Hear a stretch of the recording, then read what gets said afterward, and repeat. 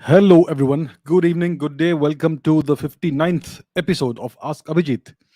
I hope you are all doing very well.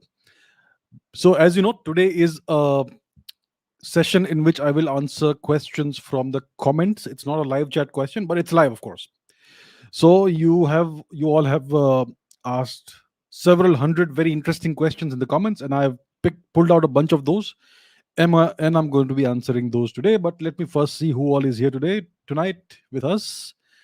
So let's see who all is there. I can see Deepak Kumar, Avinash Kumar, Abhinav Mishra, Pratyush, Iron Man, Chaitu, Ishwar Roshan, Disha, Aditya Dhruv, Chiching, Dungar Singh Chauhan, Pratyush, Kalyan Karthik, Vishal, Kingster Gaming, Karthik Srinivas, Sampriti Goswami, Smriti, Yash, Pratishwar, Books Lover, Adrinath, Erin, Om, Tanushri, Kanishk, Aditya, James Cooper, Omkar Patil, Navojyoti, Kamlesh, and lots of other people. Very nice to see you all. Thank you for being here. And let us get into the questions, shall we? So let's start with the first question. What's the first question? Okay, this is by Great Me. Indus Valley food habits were. Okay, the question is, what were the Indus Valley civilization's food habits like? Was it predominantly rice based or wheat based? Did they used to eat rotis like we do today? Good question. So, what we have found is that the primary cereal that was used in this era of our civilization was, I think it was millet. Millet is called bajra in Hindi.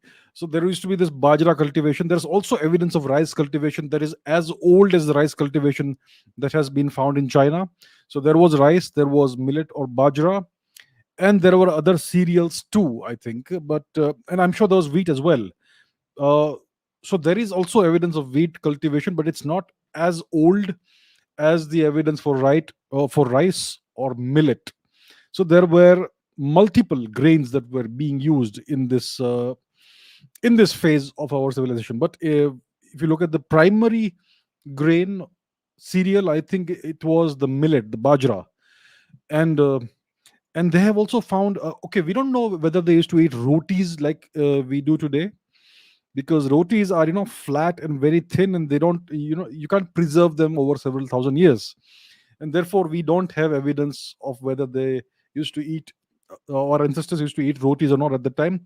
What we have found is evidence of laddus. These are balls of multiple grains. So it's a multi-grain ball that they have found. They have, in one of the regions, in one of the archaeological sites, they found uh, remnants of these laddus that had been, I think, kind of fossilized in some way. Not really fossilized, but they somehow got preserved. And the analysis was done, and it was found that there are multiple grains in those laddus, and there could be other ingredients like sugar, ghee, etc. also, which I'm not very sure about, but multiple grains were present. And there is evidence of dairy products being used in this time frame. as well as there is evidence. I mean, I think one of the oldest dishes that they have been able to reconstruct was found from the residue of an ancient pot, in which they found that somebody had cooked a uh, mixture of ginger and eggplant, brinjal. So yeah, we can actually reconstruct some of these things. So that's the kind of diet there was there. I'm sure there was meat consumption too in some parts, and all that. Some people have claimed that there was consumption of cattle, but that is very flimsy and spurious kind of evidence, but I'm sure there was consumption of meat as well, at least among some people. So that's the kind of food habits we had in the so-called Indus Valley civilization, which is one of the phases of our civilization, Indian civilization.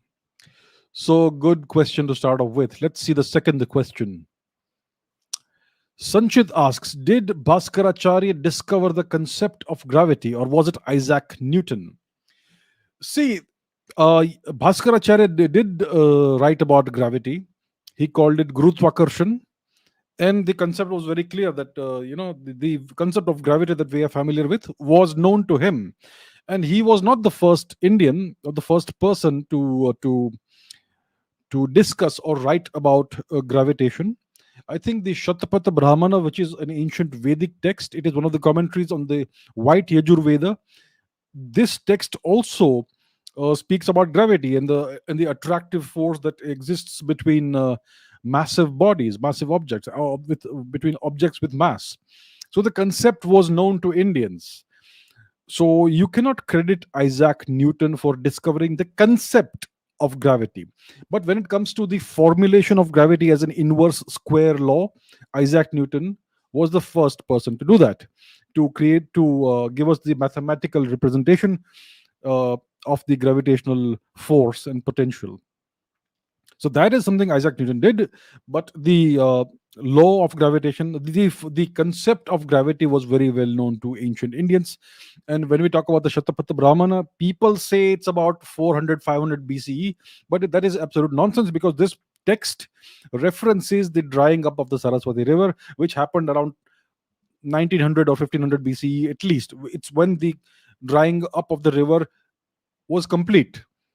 But the drying process took a very long time, maybe several thousand years. So it's clear that the Shatpat Brahmana goes back at least minimum 4,000 years before today. So that's how long we have known about the concept of gravity, and there's a lot of texts that we have lost, of course. But as far as we know, Isaac Newton is the first person who gave us the inverse square law of gravity, the mathematical formulation, which came to him in in a flash of inspiration, apparently, when an apple fell onto his head. So Bhaskaracharya was one in a long line of Indian scientists who was aware about gravity. Bhaskaracharya was, of course, one of the great ancient Indian scientists. So that's the answer. Okay, the warrior says, as an aspiring researcher in physics, how shall I start my career in India? Because next year I'll be joining undergraduate courses. Well, you have to get yourself a bachelor's degree and a master's degree in whatever specialization of physics you are interested in. And then you go on to have a PhD. That's how you do research. That's the conventional way of doing research. Unfortunately, in India, the academic scene is not very good. I mean, do you hear of any real research being done in India in the field of physics? And you don't even need labs to do theoretical physics research, right? All you need is your brain, a pencil, and a pen and paper. But you don't see any real research happening in this country because, well, the academic system, unfortunately, is such that it promotes mediocre minds and it destroys talented people. So if you really want to do research in physics, I will give you the right advice. I'll say get out of this country, go abroad where actual research happens. And then when you are an established researcher, and maybe 10, 20 years down the line, when India is a better place to do research in, then you can come back and contribute to the country. But if you want to establish yourself as a researcher, I think the best way is to first get yourself a bachelor's degree, the so-called undergraduate degree, then a master's degree, and then you should go for a PhD. So that is the conventional way of doing it. Of course, you can also do some other work and you can keep doing research in your free time. That also works. So for that, you don't need any degrees. So that is the course of action. There's a couple of courses of action you could take. Unfortunately, there is no real research happening in this country. All the academicians, they are glorified teachers. That's all they do, and that too they do very poorly. I'm not saying they're all like this. There are a few gems here and there, of course, but they are in a very small minority.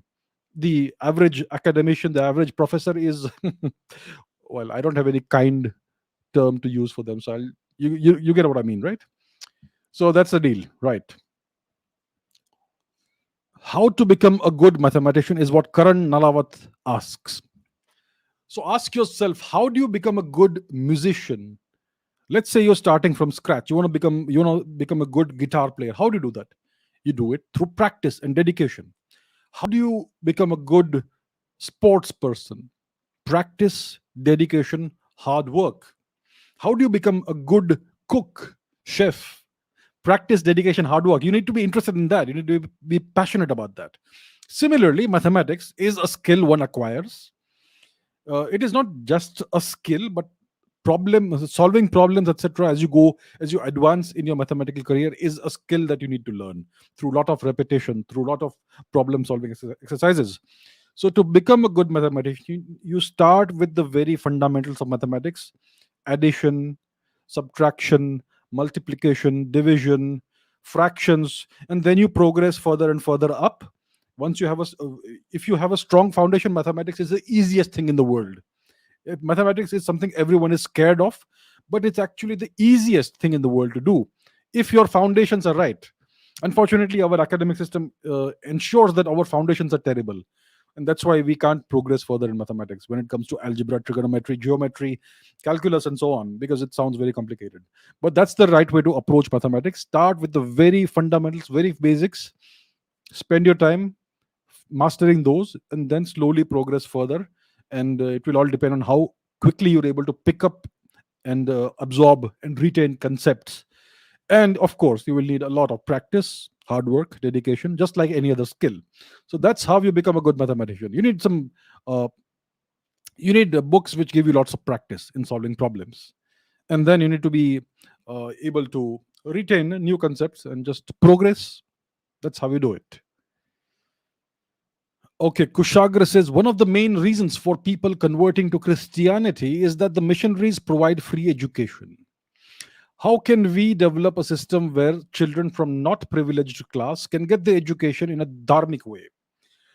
Well, actually, today the situation is such that if you want to get admission to a missionary school, you have to pay huge amounts of money, unless you are a convert, right?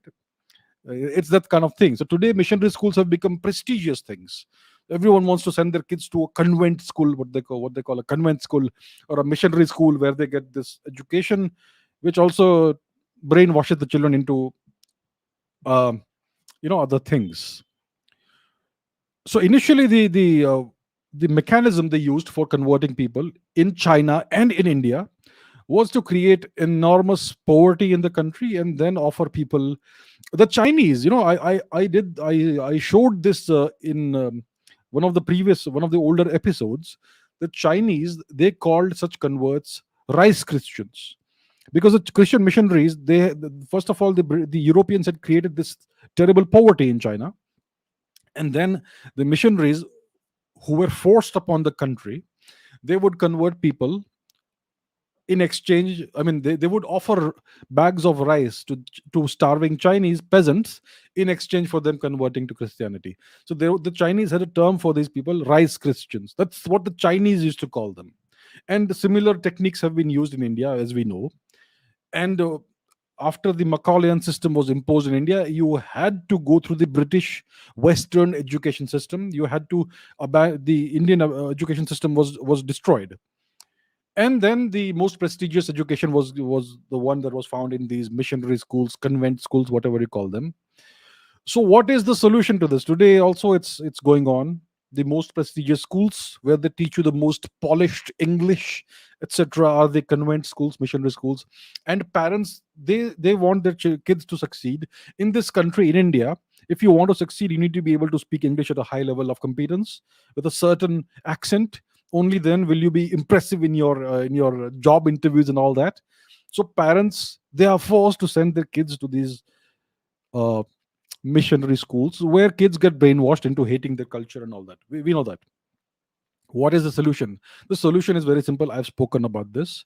In any civilized society, education and healthcare must be completely free. That's the solution. We are all paying taxes either directly or indirectly. Many of us pay income taxes in the country of India. I mean, everybody is supposed to pay income tax. Not everyone does. Farmers don't pay anything, for instance. But many of the Indians pay income tax. And even if people are dodging income tax or whatever, whenever you buy something, there is GST on it. There used to be VAT earlier, now it's GST. So every time you purchase either a service or any goods, you are paying tax to the government. There are road taxes, there are all kinds of building taxes, god knows what, stamp duty. It's a collection mechanism, right? They are collecting taxes from you, all of you. So why are the people of India paying taxes? To get some benefit from the government, right? The government is supposed to serve the nation and the people in the and ensure the long term prosperity and security of the people. So I am of the firm opinion that in any civilized society, like we had in this country in the past, education and healthcare should be completely free. Even after the dominion status in 1947, yeah, even after that, for some time, the so-called princely states were still in existence. And it is known for a fact that even after 1947, for a brief period of time, in these princely states, you used to get free education and free healthcare. If you fell sick or something, there were government of hospitals that you could go to where you would get free treatment. If you were hospitalized, they would even give you free food. And this was available to everybody. Every single person who was a citizen of that princely state. And similarly for education was always free. It was always subsidized by the state. The teachers, etc., were all given salaries and their livelihoods by the state, by the kings and queens. But after independence, after the dominion status of 1947, yeah, after that, what's happened is that they've turned education into a business. They've turned healthcare into a business. That's why, and that's why you have the situation in this country. You cannot turn education and healthcare into business, right? That is just contrary to every concept of civilization, every ideal, every principle of being a civilized society. So that's what needs to happen. If the I'm not saying it should happen tomorrow. It's not feasible to do it tomorrow. India needs to first become a middle income country. Let's give it another 10 years. Once our total national GDP crosses 10, 12 billion, sorry, trillion dollars, then the government can certainly take up this step. It's a vast subcontinent sized country, so it will take some doing, but that's what the government is for. It's their job to do this. And the government has succeeded so brilliantly in vaccinating over a billion people. More than I think more than 70-80% of Indians have got at least one dose of vaccination, and more than 30% have got the second dose as well. So the government machinery can be deployed very effectively in doing these things. And similarly, you can make education and healthcare also reach the masses once India is uh, sufficiently prosperous in terms of per capita GDP. So that's what needs to happen. India needs to, in the past, I mean, throughout India's civilizational history, we have always provided healthcare and education for free to everybody. So that's what we need to go back to. And then all these problems will go away. Right? So that's what needs to happen, hopefully, someday, soon. Okay, Harshit says, why did the British take a great amount of effort in creating the ASI, the Archaeological Survey of India, and in historical research of Indic texts? Can it be termed as their single selfless contribution to India, since it helped us to explore our glorious past and debunk the myth of white supremacy, or were there any hidden interests? So good question, Harshit. Very good question. Now, I would not agree that it helped us explore our glorious past and debunk white supremacy. Let's understand the agenda. The British had a singular purpose in occupying our country, undivided India. They came to India for the purpose of enriching themselves, of extracting wealth out of India, and turning India into their well into their vassal state of sorts. So their singular purpose was to enrich themselves. They did not come to India for the purpose of philanthropy. They did not come to India to uplift Indians out of poverty. They created the poverty and destitution that you see even today in the country. They destroyed the very fabric of Indian society. So then, what was the need to do this? To create the ASI and do all the historical research and try to uncover the history of India? Well, please go to the British Museum. Please go to Western museums, and you will see these museums full of priceless Indian treasures. The primary purpose of the ASI was to find all of India's ancient historical monuments and find everything of value in these monuments, and then take out all the beautiful sculptures, the murtis, the idols, and everything else that would be considered in the West to be a collector's item, or something that would be nice and ornamental and decorative in a rich person's house. So these antiques, these priceless Indian treasures, were carted away to Britain, where they were either put in museums, or they made their way into rich collectors' collections. So that was the primary purpose of the ASI, and you know, even after 1947, the ASI has operated in the same manner. There are lots of archaeological sites that technically and officially fall under the ASI's protection. They will not allow you to go there and take photographs. They will prevent you from taking videos. It is your heritage they're talking about, but they will not allow you to take photographs there or take videos there, because apparently, I mean, I don't understand the logic for it. And they will charge you money if you want to enter the monument, right? And yet they will not take care of the monuments. Yes, they will. They spend a lot of time. They spend a lot of time developing the and restoring Turkic monuments and British monuments. But India's priceless heritage, the pre-invasion, the pre-occupation heritage of India, is totally neglected, and much of it is actively still being pilfered away, and it's making its way into the West. I had shown in a previous episode what's happening in Rakigari and other places. It has been reported many times in the Indian media that the site is being looted, and I have shown on this website called Vatican.com that this priceless Indian heritage, 5 6 thousand year old heritage, all these various items that have been stolen from Indus Valley and Saraswati Valley archaeological sites, it is being auctioned off online. It is in the hands of Western collectors. So that is what the ASI is still overseeing today. You see, you read these news reports every other day of some priceless idol, some murti being stolen from some temple which is under the ASI's jurisdiction. So the ASI is very much still a colonial institution, right? So there was no selfless contribution to India in any way, in any shape or form from the British. It was all done to enrich themselves, to take out everything of value from India. And that's what they did. So that is the reason why the British created the ASI. And why did they study Indian texts? Why did they learn Sanskrit? They learned Sanskrit so that they could read temple records. India's temples, they have been receiving donations from devotees, from pilgrims, from kings, from queens, even from foreign kings and queens for thousands of years. India's temples were fabulously wealthy. Today they are all empty. Where did the money go? And I'm so glad that the Sri Ananta Padmanabha Swami temple in Kerala, Sri Padmanabha Swami temple in Kerala, was able to escape the British gaze.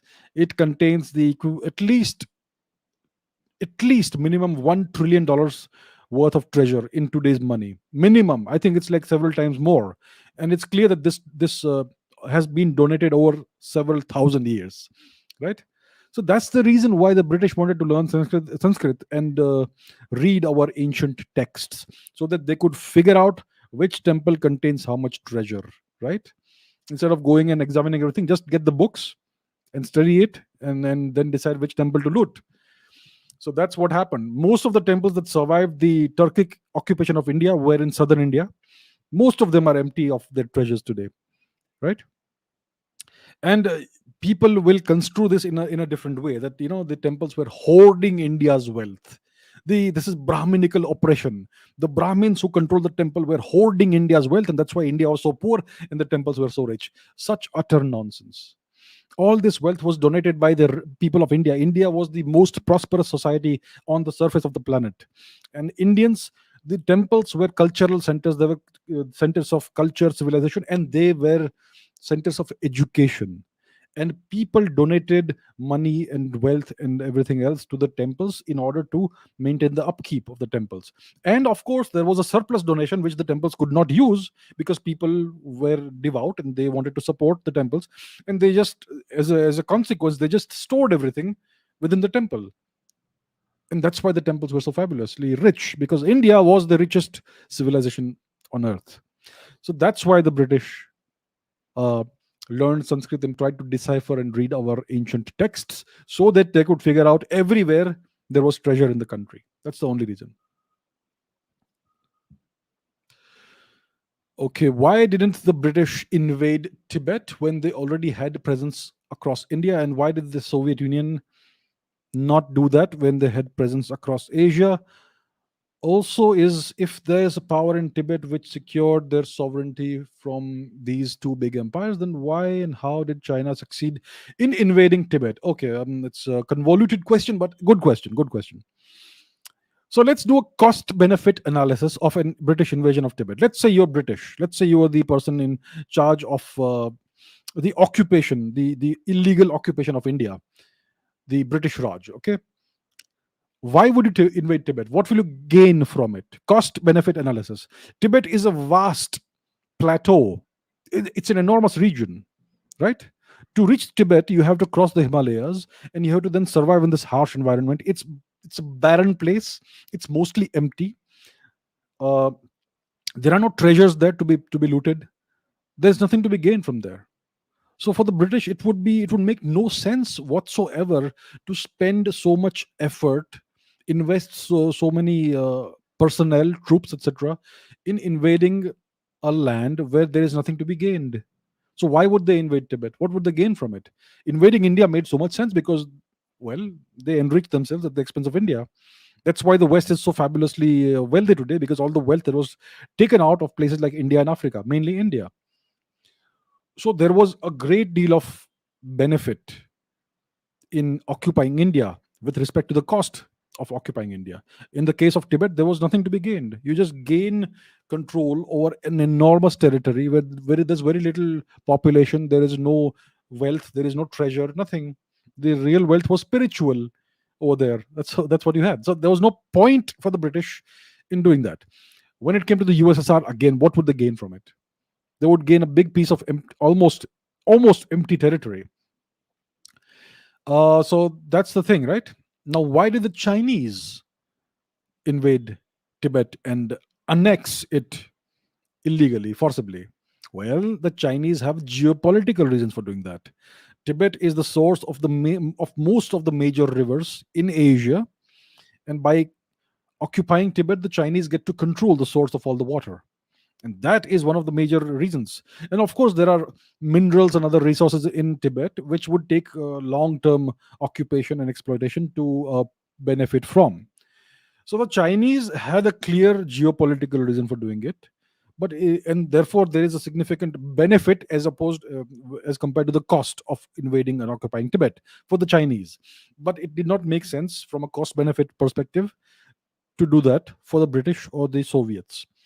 And that's why the British or the Soviets did not make any real significant moves to any real attempt to invade and occupy Tibet.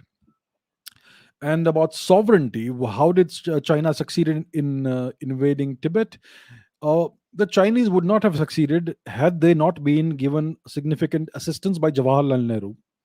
So the Chinese soldiers, when they invaded Tibet, they were starving. They were freezing to death.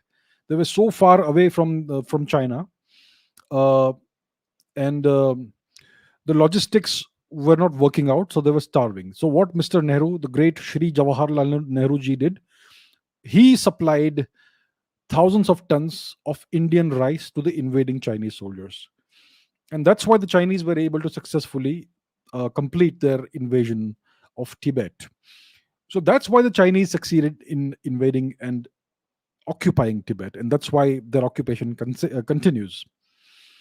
And Tibet was kind of a protectorate of the British Raj, and after independence or after the Dominion status of 1947, that responsibility passed on to India. But Mr. Nehru could not even administer his own country properly. What about Tibet? So he was perfectly happy with the Chinese taking over Tibet. And the second reason is that the Tibetans were a very peaceful culture. They believed in non-violence rather too strongly. uh, I mean, there are plenty of examples in history of Buddhist cultures having strong military and martial traditions. Take Thailand, for instance. They have very strong martial arts traditions despite being Buddhists. They have been conquerors and invaders in their own time. The kings of Thailand, the Chakri dynasty, right?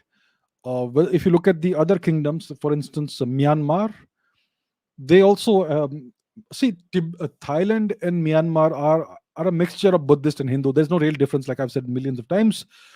So so in Thailand, in Myanmar, in Cambodia, Laos, you have the martial and military traditions. There is nothing in both the dharma that says you cannot fight for your self defense. Similarly, in Japan, which used to be a very devoutly Buddhist nation, you had the samurai traditions, martial traditions. You had the Bushido code, you had ninjutsu, and so much more, right?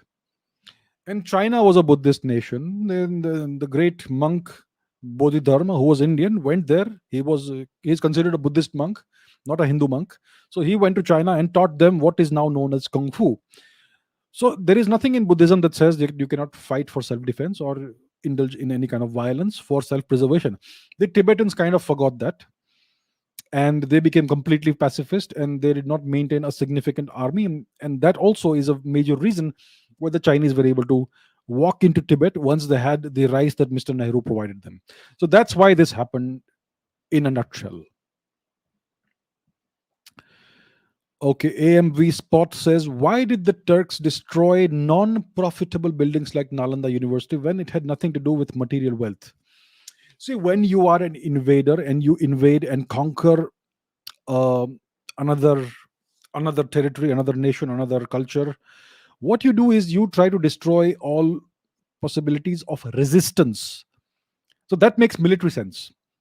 If there are military installations, if there are military outposts, you would go and destroy them, and you would ensure that you neutralize the fighting forces, the soldiers, and so on and so forth. So it makes sense as an invader, as an occupier, to wipe out, to destroy, to seek to destroy military installations and any center where any form of resistance in the country you have occupied by force. When it comes to a university, it doesn't have any military purpose. It has a cultural and educational purpose.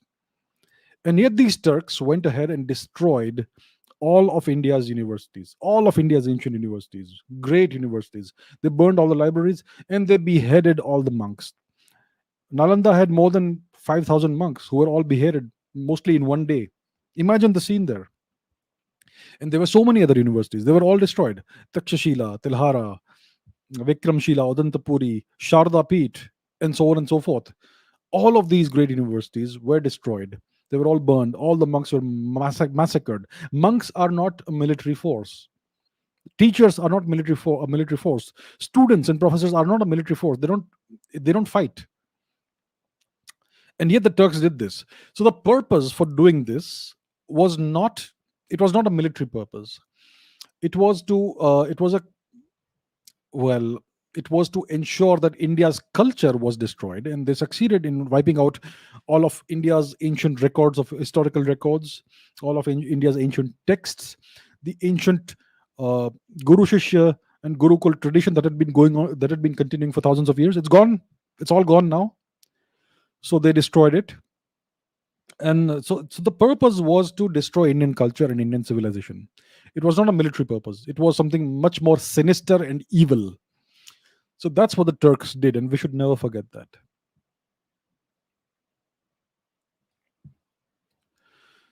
Darshan Kothari says the sun is a burning star, but what is it made of? Because if anything that keeps on burning will end. So why does the sun have no such end? The sun is a burning star. So when you talk about fire, you're talking about a chemical reaction, an exothermic chemical reaction. When you take a matchstick and set it off, because of with the so what happens is that there is a chemical reaction in the tip of the matchstick. The chemicals ignite. They give off an enormous amount of heat, very localized heat, and it's a chemical reaction. It's an exothermic chemical reaction. So that changes, the chemistry changes as a result of this chemical reaction, and the output is this what we perceive as fire. So it gives off a great deal of radiation in form of heat and light. So that is what we see and what we call fire. And the same applies not only in matchsticks but also when you burn wood or paper or any substance. It's an exothermic chemical reaction, right? So that's what we see on earth. Now, in the case of the sun, it is not a chemical reaction that we are witnessing. It is a thermonuclear reaction. It's a nuclear reaction that you are witnessing. So, uh, on Earth, you don't get to see nuclear reactions. There have been a few nuclear tests that were done, the atmospheric tests that a few people have been able to witness. Most nuclear tests have been done underground, and the nuclear reactors that power some of the world's electric supply and also so on, these are these are the nuclear reactions that happen in those reactors. They are insulated, they are confined in the nuclear reactor, so you don't get to see it. The engineers, technicians may be able to see the Cherenkov radiation, etc., but not anything apart from that. So over 99.9% of humanity has never seen a nuclear reaction on the surface of the planet. But if you're wondering what a nuclear reaction looks like, look east in the morning and see the rising sun. The sun is an enormous nuclear reactor. The fuel that is being consumed by the nuclear reaction is hydrogen. So the sun is an enormous ball. It's composed of about 75% roughly hydrogen, about 23-24% helium, and the rest is heavier elements like oxygen, calcium, carbon, and some metals as well. These are all called metals in astrophysics. So the nuclear reaction that takes place is a fusion reaction. You are fusing two hydrogen atoms to form a helium atom. That's essentially what's happening in the core of the sun, and that is an enormously uh, energetic process. It's an extremely energetic reaction. So that is a thermonuclear reaction that you see every day in the morning, every day in the daytime. If you want to see what a nuclear bomb looks like, a continuously exploding nuclear bomb, look at the sun. That is a nuclear reaction. So it's not burning any wood or any such thing. It's a nuclear reaction that consumes hydrogen and gives off, and the output is helium.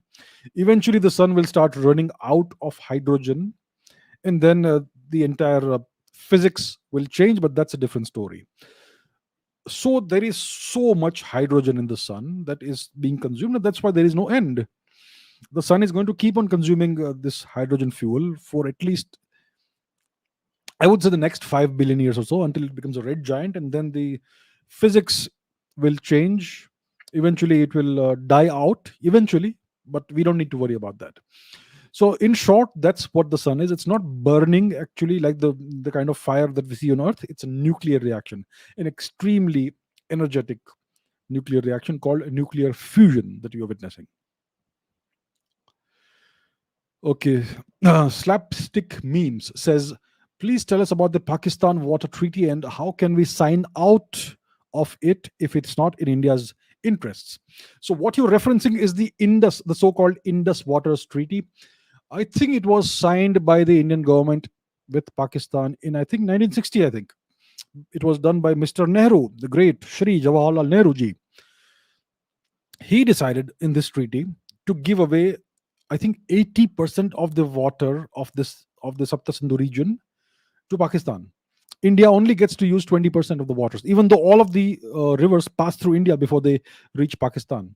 The Sindhu River, the Ravi, Beas, Chenab, Satluj, etc., all these rivers, they pass through India, and after passing through India, they go into Pakistan. And yet we are giving away 80% of the water to Pakistan. It's one of the most unequal treaties in the history of humankind. It's as if somebody put a gun to your head and forced you to sign this unequal treaty, and yet it was not the case. India willingly gave up 80% of the water to Pakistan, despite being the larger nation and the more powerful nation. That's the kind of geopolitics our so called great statesmen, leaders played. And you can see how much it has harmed the country. So clearly, it's not in India's interests. Why should we give away so much of our water to the Pakistanis, our sworn enemies? Why should we do that? I mean, the Chinese conquered Tibet primarily for the water, because Tibet is the source of uh, most of the major rivers in Asia. So the Chinese get to control that water because they control Tibet, and they have signed no such treaty with any other Asian nation. They control the water as they wish, and the Asian nations have to put up with that, and they have nothing. There's nothing they can do. So, what was the need to sign this treaty with the Pakistanis? I think the treaty was brokered by the IMF, if I am not mistaken, the International Monetary Fund or something like that. So it is certainly not in India's interests. So how can India sign out of it? We can sign out of it anytime we like. There is no need to adhere to a treaty that is not in India's interests. The Chinese, for instance, signed a treaty with the British when Hong Kong again became a part of China, that there would be one nation, two systems, that sort of thing.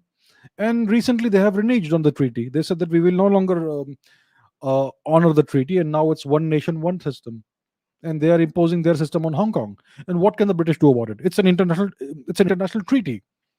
It's a treaty signed by two between two nations, a bilateral treaty, like the Indus Waters Treaty. So if you're strong enough and if you have sufficient self-respect, then you can always break a treaty. There was this Iran nuclear deal which the Americans broke, right? They turned their back on it. They went back on the treaty. They refused to honor the treaty they themselves signed. So it happens all the time, but you need to be a strong nation to be able to do that. So how can India do this? First of all, India needs to start constructing dams on all the rivers, uh, and then we can weaponize it whenever it's needed. When the Pakistanis, if the Pakistanis in the future try to play any misadventure with India, we can cut off the water. So that's what India needs to do. If just empty words will not threaten Pakistan, because if we say that we will cut off the water, we currently lack the ability to do that. To actually cut off the water, you need to construct dams on all the rivers. Let the Pakistanis complain and go wherever they want to go to the UN, go wherever else, go to China, doesn't matter. If India is strong enough, India can do that. So it's something that will happen, I'm sure, in the future. India right now needs to build its economy up to at least $10 trillion. When you reach there, your military will have a correspondingly large size, and you will be powerful enough to do such things. So right now, India, I think the government of India is focusing on economic growth, but I think it should also happen in parallel with other kinds of progress.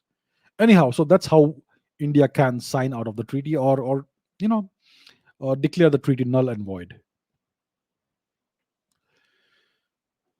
Okay, Aryan Chauhan says, why after the first Indo-Pakistan war on Kashmir, free elections have not been conducted till today to know what the people of Kashmir want as guided by the United Nations?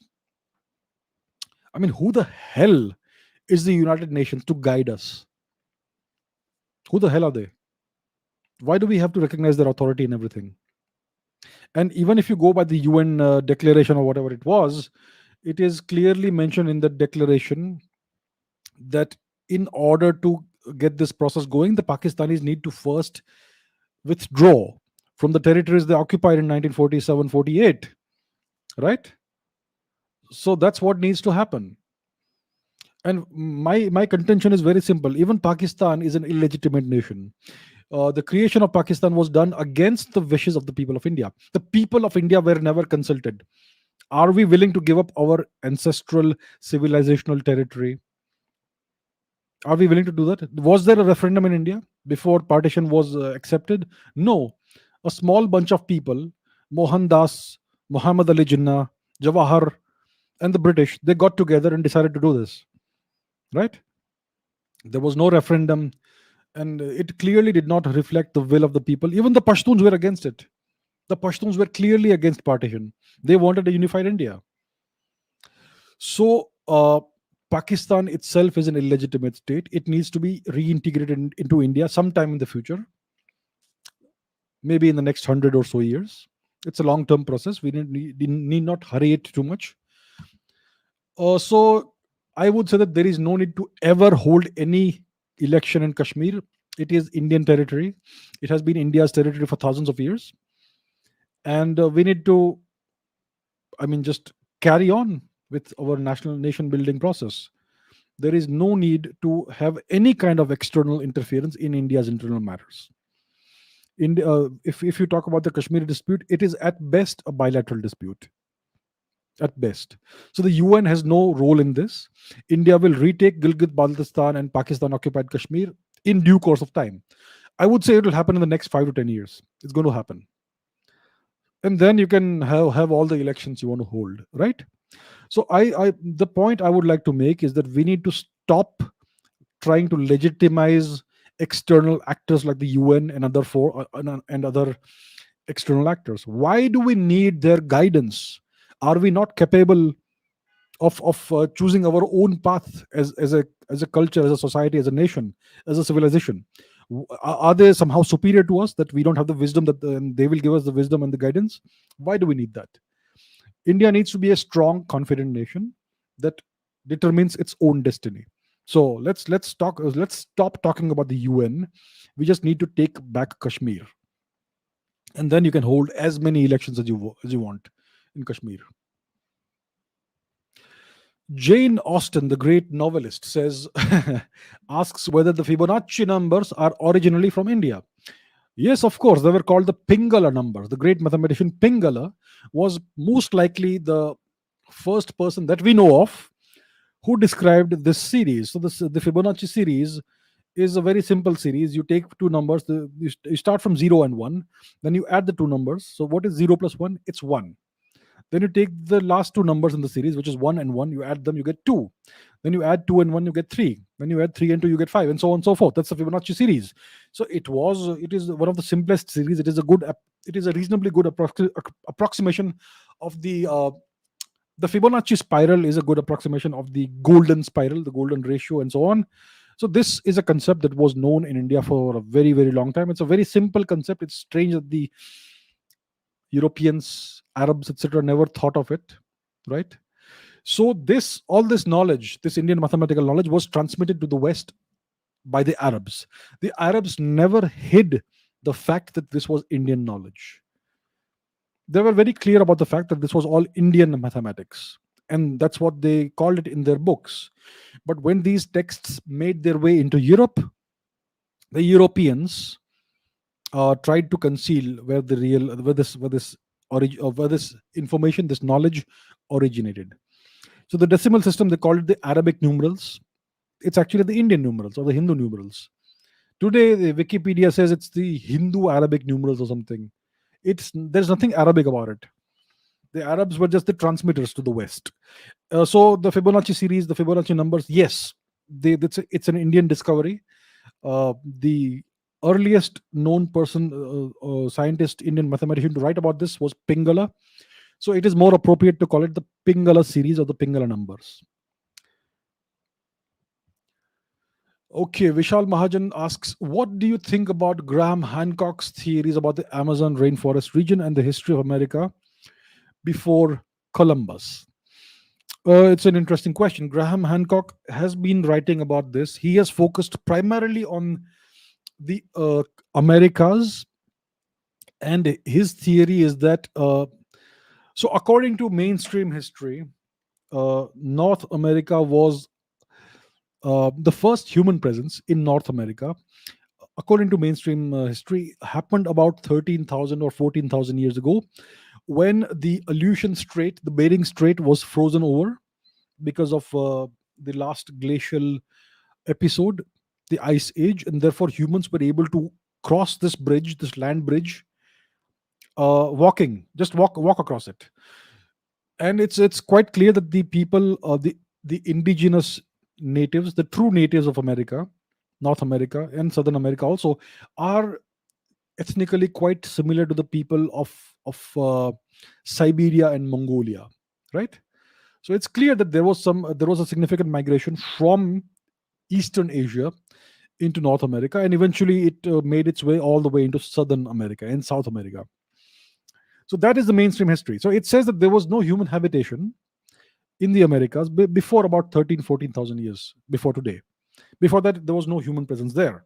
So Graham Hancock says, according to his theory, he says that there was human presence much before that, maybe even 100,000 years before today, or even before that. So that's what he has been claiming. That's what he has been writing about in his books and all.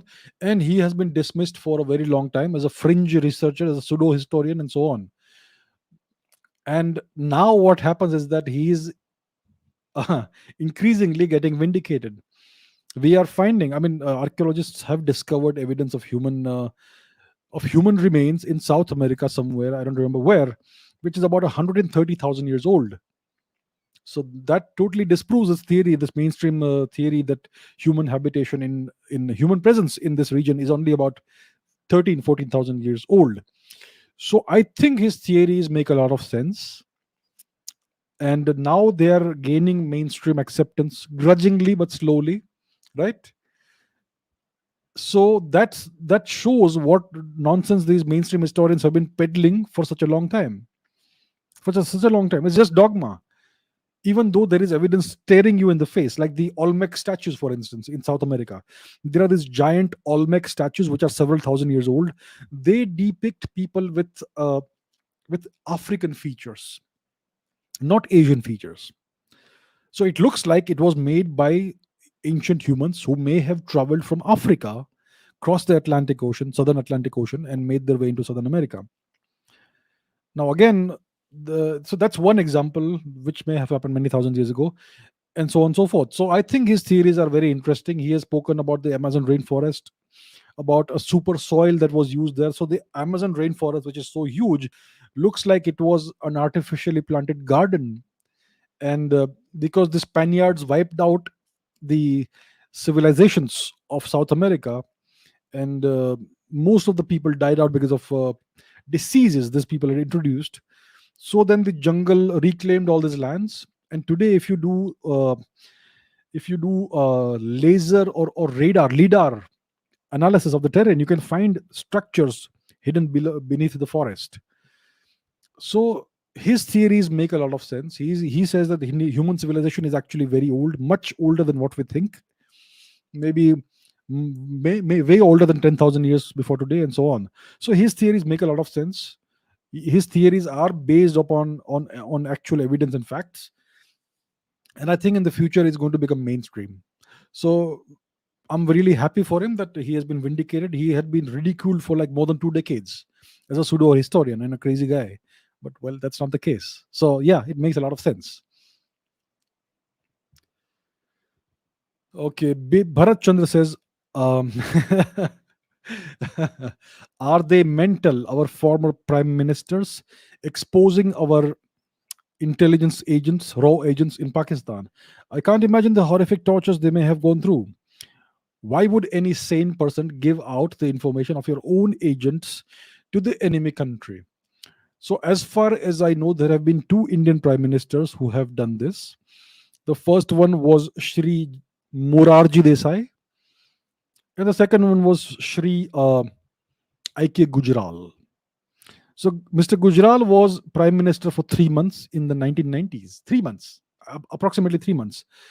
And Mr. What's his name? The other guy, Morarji Desai, was prime minister for a short period of time, 1 or 2 years, something like that, in the 1980s, late 70s or early 80s, somewhere like that. I don't remember.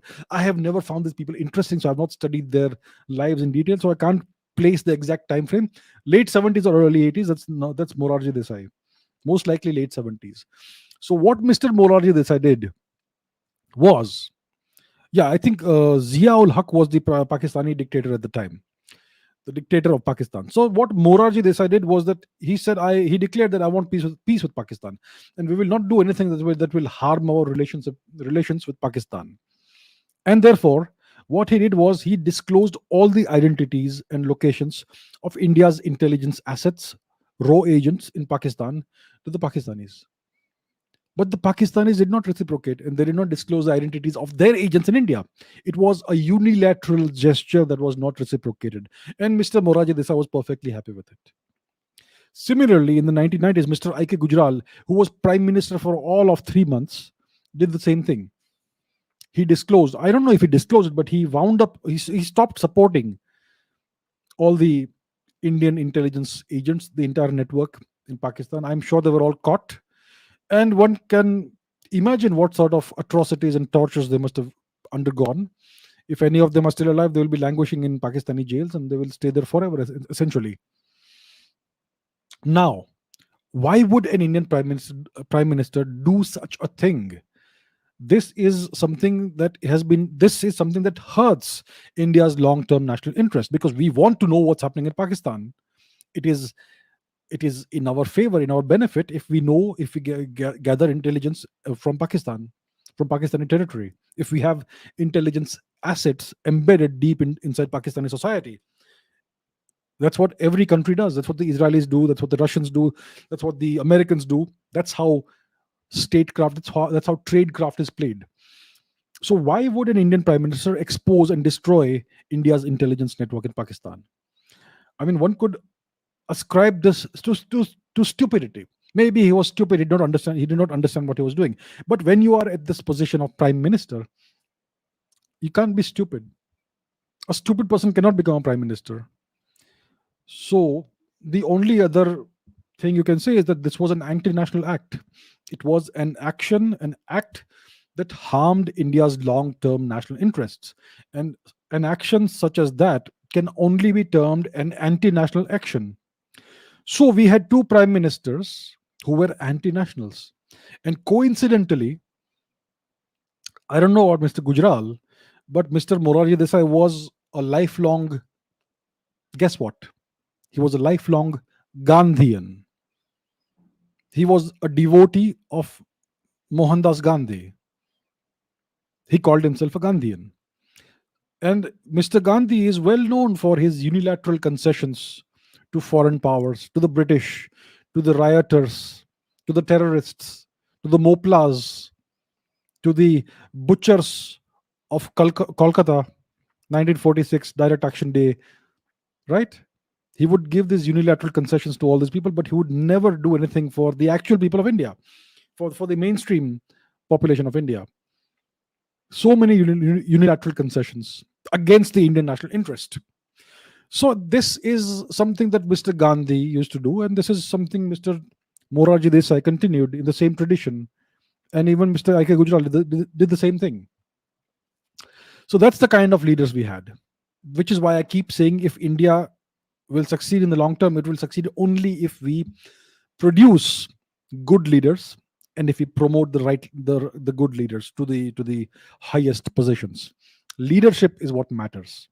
You may be the best society in the world, you may be the most prosperous nation in the world, but if you have poor leadership, it's all going to collapse like a pack of cards. It's all about leadership. Aranya Raj says, is it true that the Hindi language and Hindustani music was created by the Turkic invaders? The Turkic invaders spoke various Turkic languages, like the Chagatai language and various other Turkic languages. So why would they create a new language for India? I mean, what would they gain from it? So no, the Hindi language was not created by the Turks. Hindustani music, I mean, these guys were nomads. They lived a nomadic lifestyle in Central Asia. They never stayed in one place. They would move from one place to another. They lived in tents. They had no culture to speak of. Do you think a tradition as profound as Indian classical music, with thousands of ragas that are so profound and so ancient, do you think a bunch of ragtag, half wild nomads would have the intellectual capacity to create a tradition like that? I mean, it makes no sense whatsoever. So, Indian classical music has been developed in India over several thousand years, many thousand years. It's the oldest known musical tradition in the history of humanity. And the Hindi language is a language that's native to India. The so called Urdu language, Urdu, whatever the hell you call it, that is a mongrel half breed language that is a combination of Hindi grammar and some Hindi vocabulary, which is mixed up with Turkic words, Persian words, and Arabic words. It is an inferior mongrel language with a lot of foreign contamination. But it's essentially the same as Hindi, because you call Bollywood the Hindi film industry. It's actually the Urdu film industry. So Urdu has become mainstreamed in India because of Bollywood. So that's why all these strange notions and beliefs have crept into Indian society, that maybe the Turks did us a great favor by creating the Hindi language and giving us Hindustani music, which is not the case. Which is not the case at all. Rudra Mahadev says, I feel frustrated with the amount of corruption in every area of government, law and order, and judiciary system. I feel like leaving India forever for other great opportunities, because I feel Bharat doesn't want to be prosperous again. I feel that as if I, as an individual, don't matter in India's future. What should I do? I want to see India prosperous again, but I don't trust the Indian political system. Your sentiment is shared by millions of people in India. Lots of people leave India because of this reason. The belief is that the people of India are the cause of this, which is not the case. It is the Indian system, the Indian governance system, the government, the institutions are nothing but the British Raj. It has never been dismantled. So these institutions, the bureaucrats, the officials, they act as if they are officials of a foreign occupying power. If they give you justice, it's as a favor to you. You don't deserve it. You can't ask for it. You can't demand it. It's not your right. It is something they give to you as a gift. If they give you any service in India, it's a favor that they bestow upon you. That is the attitude of any government official. Go to any government office, even the smallest petty little official will have that attitude, right?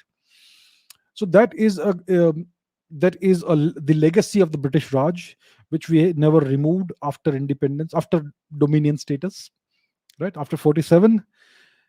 And the education system again victimizes students and so on and so forth. So it is a sentiment that you see everywhere. People want to see India great again. India want to see India prosperous again. But the system doesn't want that. The system is designed to keep India under some kind of foreign occupation, as if India was still occupied by a foreign power. It wants to keep India citizens oppressed and suppressed. It stifles every attempt to innovate and do something good for the country. So it is a system that has created the situation. So what you should do, I mean, I'm assuming you're a youngster. More than half of my viewers are below the age of 25. So I'm assuming you're a youngster. What I would say is get the hell out of the country. I'm not saying go away forever. I'm saying that if you really want to contribute to India, go see the world, go gain experience in whatever field, whatever industry you're going to be good at. Go work abroad, get lots of experience, make something of yourself, acquire some genuine skills, become wealthy, and then come back to India and try to change the system. Because I hope that in the next 10, 20 years, India will change significantly. There are reforms being implemented. I would like to see that the pace of reforms be much faster. We need to reform all India's institutions, the bureaucracy, the judiciary, the government system, the constitution, the laws, everything needs to be overhauled. It will take time. So if you are a youngster, go out of the country, leave the country for 10, 20 years, make something of yourself, become wealthy, become powerful, acquire skills, acquire experience and expertise, then come back to India and contribute what you can. So that's what I would say. I will never advise people, especially capable, talented people, to stay back in India as a youngster, because if you are earning 10,000 rupees a month, you can't change the nation. But if you're earning $1 million a month, you can certainly change the nation. So first go elsewhere, make your fortune, make something of yourself, then come back and contribute to the country. That's what I would suggest. Anita says, do we really require such a long constitution, or would a small constitution like that of the US be better for us? So let's understand what a constitution is. A constitution is not the legal system, it's not a set of laws, it is a set of guidelines which tell you how the country is to be run. So the laws are all based upon these guidelines, right? The code of laws of any country is based on the constitution of the country. A country like the UK, for instance, doesn't have a constitution, which is a special case because it's a monarchy actually. So a constitution is a set of guidelines that tell you how what are the guiding principles of the country, what is the value system, what is the culture, what is the civilization, what are the values, what are the principles, and so on. That's what a constitution actually outlines. Now, India's constitution is something not even a constitutional expert actually understands. You ask any two constitutional experts, and they will have a lot of differences about the way they interpret India's constitution. I think the Indian constitution is one of the longest constitutions in the world, full of schedules and chapters and God knows what. Nobody has ever read the constitution in full. It has more than 500 pages, if I am not mistaken. The American constitution has 7 pages. A school child can understand the US constitution. It is actually taught in, I don't know, 6th grade, 7th grade, right? It is something every child can understand. And it makes it very clear what kind of country the US is. And again, the amendments to the US constitution are very few and far between. In India, the constitution is amended every other day. We have had more than 100, at least 100 amendments to the Indian constitution, including some amendments during the emergency, when the words uh, secular and socialist were inserted illegally in the preamble of the constitution. So the constitution doesn't serve in India in any way. It simply complicates matters. It is a foreign constitution. It espouses and promotes foreign values, Western values. It is explicitly Hindu phobic in Articles 25 to 30, I think, and so on and so forth. Why do we need such a constitution? Reject it. India needs to move beyond that. India needs a new constitution, a constitution that is rooted and grounded in Indian cultural and civilizational values. That's what India needs. In other words, India needs a dharmic constitution, a new one. So countries change their constitution all the time. Sri Lanka is right now undergoing a process of writing a new constitution. Why can't we do it? The thing is, it serves the politicians. It keeps the country divided, and that is of great benefit to politicians who espouse soft separatism, like the Dravidian parties in southern India, various other political outfits, mainstream outfits in northern India, etc., and so on and so forth. So all of this actually benefits politicians, and that's why they don't want the constitution to be discarded. But if India is to rise again as a true civilization, we need to change the constitution, and that is something that will benefit every single citizen of the country. So that's what should happen eventually. Okay, Aditi says, our body is, Sadhguru says, our body is just a heap of memory. If today I, as an Indian, start living in China, eating their foods, my features won't change because body remembers. I might not consciously know my 7th great grandmother, but I may have her nose. When we all have a similar origin, that of Africa, why do we look so different? Okay, I'm not sure of what Mr. Sadhguru has said, but okay, assuming what he has said. So the main question is, if we all originate from Africa, why do we look so different, all of us? Which is a good question. So the best, to our best knowledge, we are a species that originated in Africa. I mean, the data that we have, all of it points to that. Of course, in the future, if we have new discoveries, new data, then that story may change. It's a story that keeps changing as you find more data. But so far, it is widely accepted that our origin as a species is in the continent of Africa, and from there, the latest migration out of Africa was about 75,000 years ago, which is the origin of all non-African humans who are living on the planet today, including me, including Indians, Chinese, Asians, Europeans, etc. So, if we were all Africans originally, why do we all look so different? It's called evolution and adaptation. See, it's like this. If I were to spend a day on the beach, shirtless, from morning till evening, by evening my skin will be 3 or 4 shades darker because I'm exposed to sunlight. In India, if you do it in India, it's especially true because India is in the tropical zone, so you have more sunlight uh, pouring in, and so in the course of 8 to 10 hours, my skin will be 2 or 3 shades darker. It happens very quickly.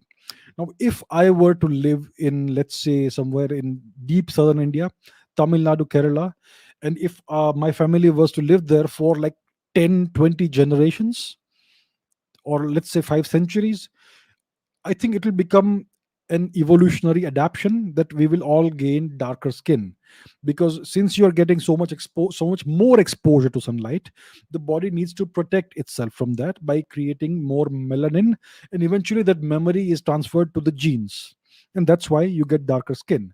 If a person from southern India, if a person who has dark skin, for instance, were to move, if a family of dark skinned people were to move to the northern latitudes, let's say in Mongolia, or let's say even Punjab, Kashmir, etc., and they live there for 20, 30, 40 generations, they will acquire lighter skin because you need a certain amount of sunlight to absorb sufficient vitamin D.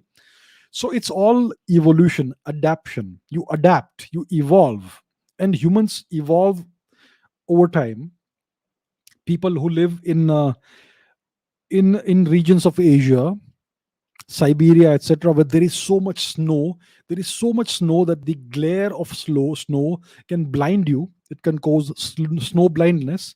So then, if you live in such a region, your body will eventually adapt to make your eyes smaller so that less sunlight comes in.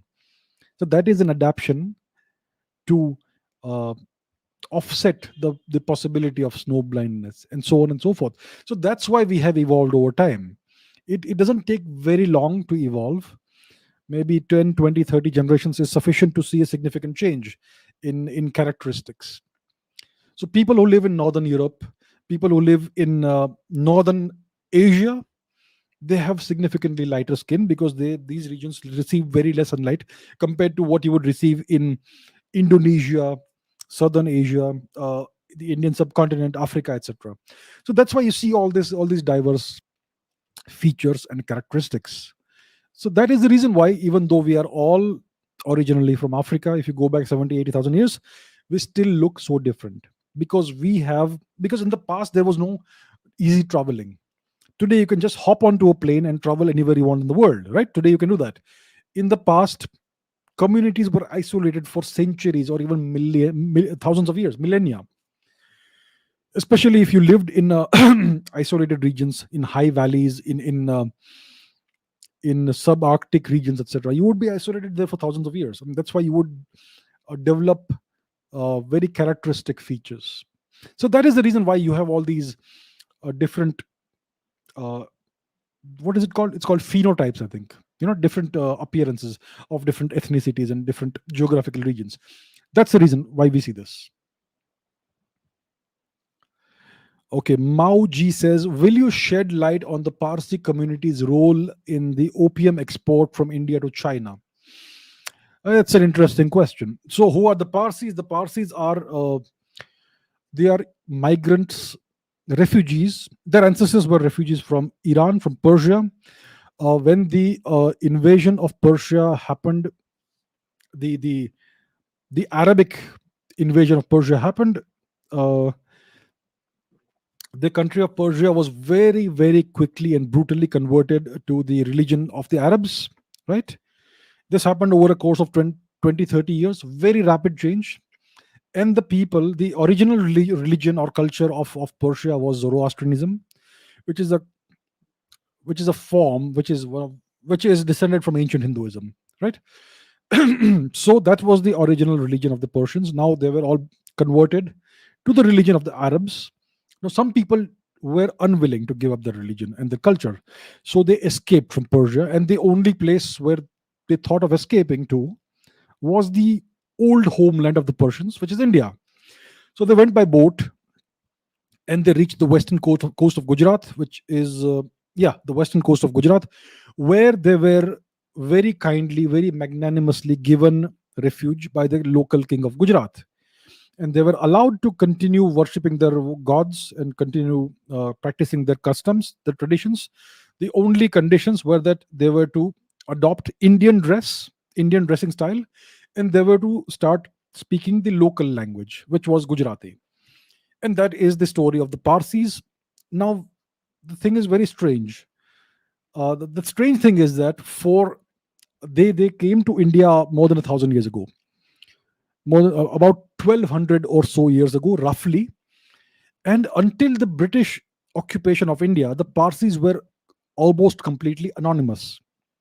They lived in southern Gujarat mostly, and they did not achieve anything of any significance.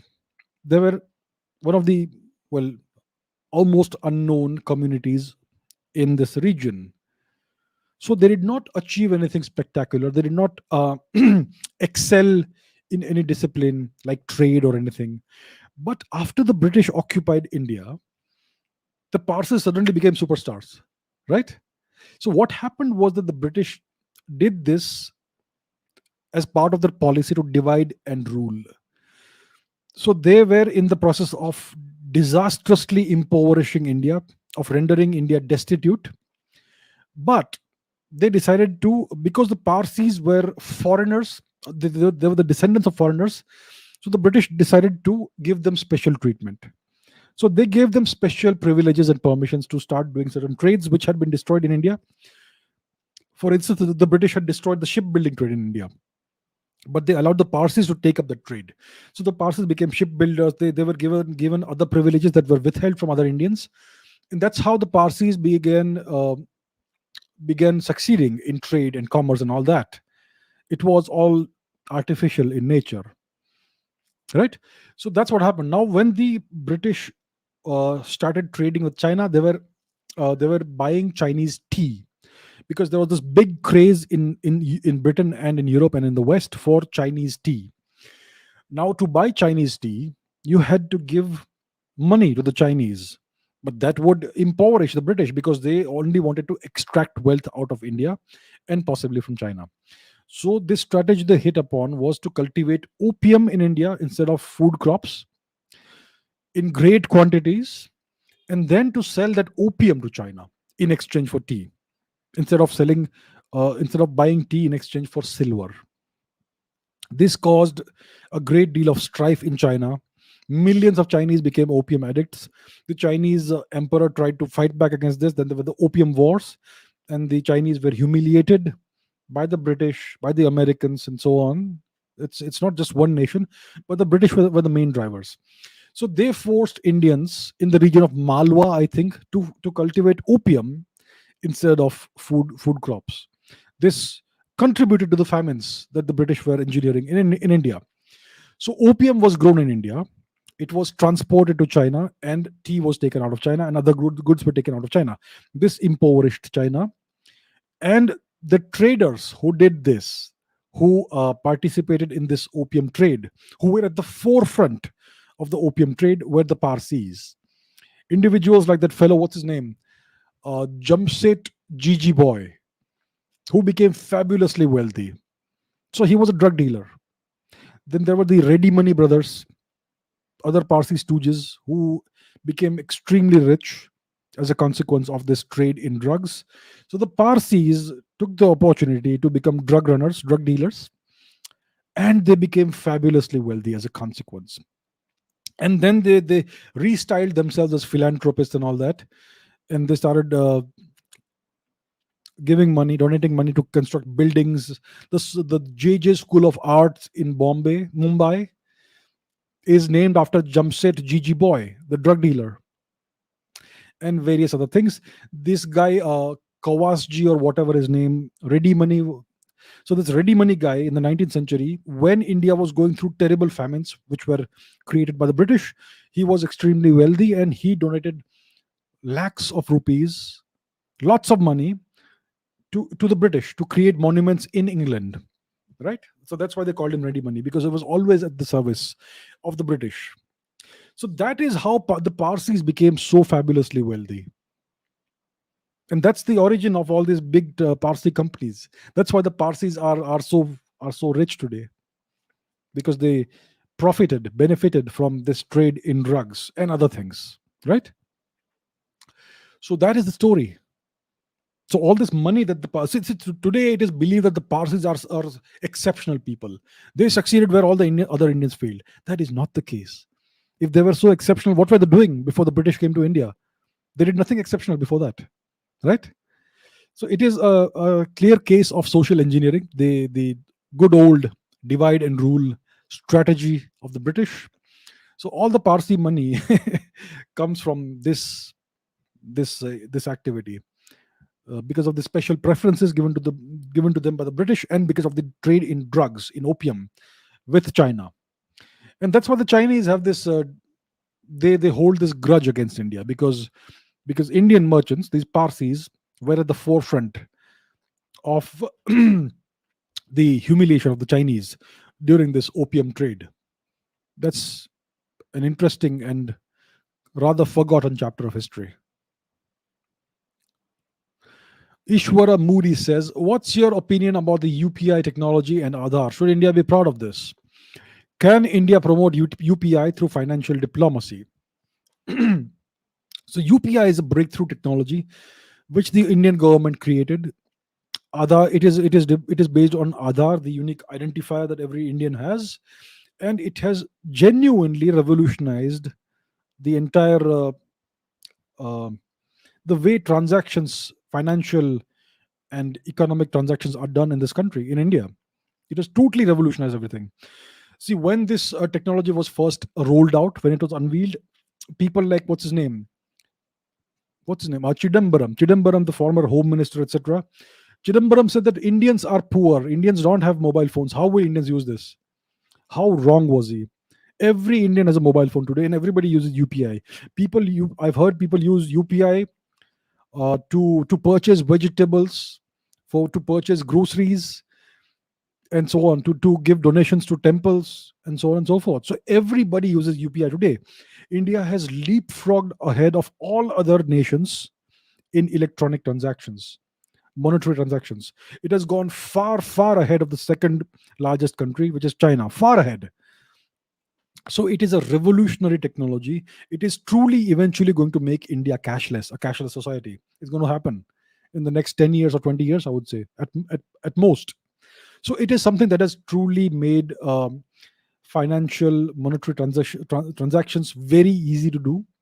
It has empowered the people of India. I think India should be very proud of it. And today other countries are trying to emulate that. Other countries, I mean Europe and the US and America, they are trying to emulate what India has done. Isn't that interesting?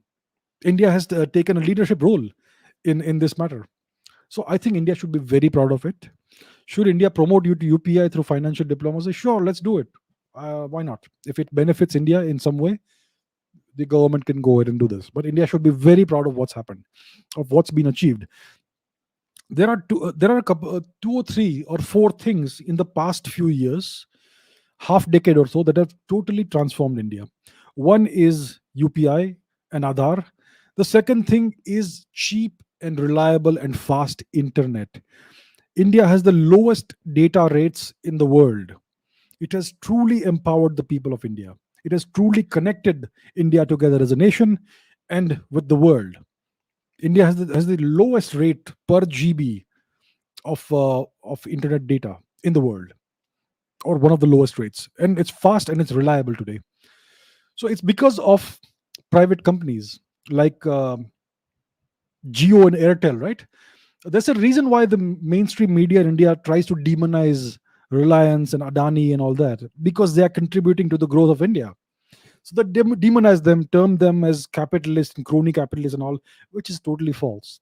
So you have fast internet, you have UPI and Aadhaar, and you have GST.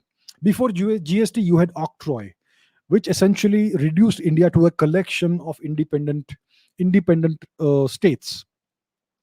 Every time you sent some goods across state boundaries, you had to pay uh, this octroi tax at every single state boundary, and you had waiting queues for days on end. So it made transportation of goods across the country almost impossible. And that's why the prices of goods were so high, and so on. So GST has revolutionized that. I agree that some of the GST rates are still too high because various political parties ensured that happened. But slowly over time, it will all become more rational. So GST, UPI, and Aadhaar, and cheap, fast internet, these things have revolutionized India in the last 5 years. India is, I think, on the brink of a major transformation, which we are not able to understand because it's happening in real time. But if you will look back 10, 20 years from today, you will realize how big and how monumental this transformation is. India is truly uh, transforming what it is. So it's good. It's great. India should be proud of it. Okay, Ishwar Roshan says, which is a better form of developing a city? Horizontal development, expanding land use, or vertical development, building skyscrapers? Should India switch to vertical development from the present horizontal style, as India's population is rising with a limited geographical area of our country? This is a very interesting question. So, historically, India has had horizontal development. You have towns, villages, cities that expand horizontally.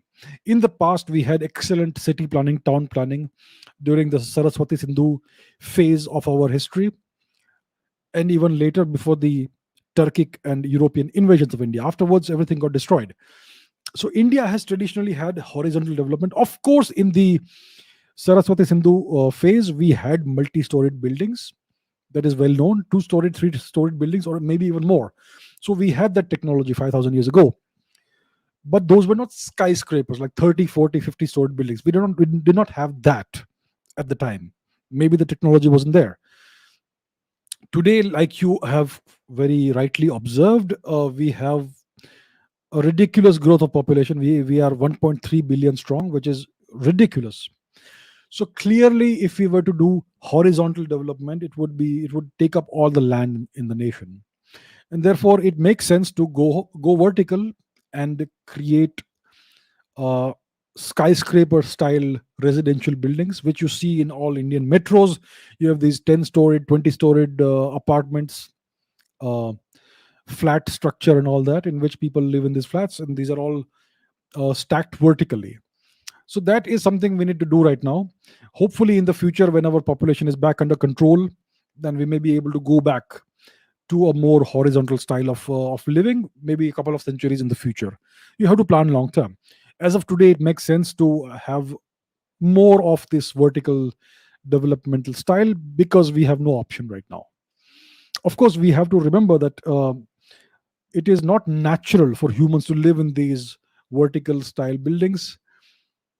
It is always beneficial to live closer to the ground, closer to the earth, more connected with nature and all that. Today, India's cities are all concrete jungles, which is kind of sucking the joy out of people's lives who live in metropolitan cities. Hopefully, this is a phase which will not last very long, maybe 100, 200 years.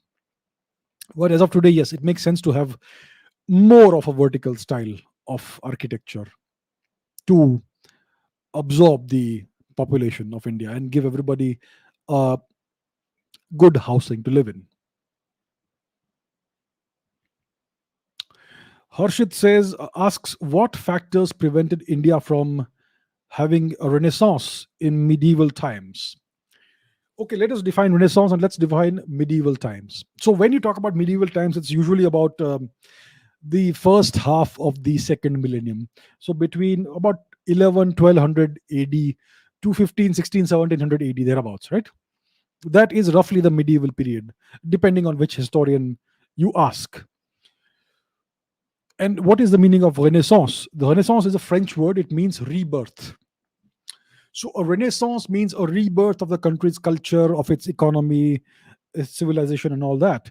So the typical classical example of Renaissance is the Italian Renaissance, the French Renaissance, all that, which happened in Europe when Europe became exceptionally, fabulously rich as a result, as a consequence of its colonial activities.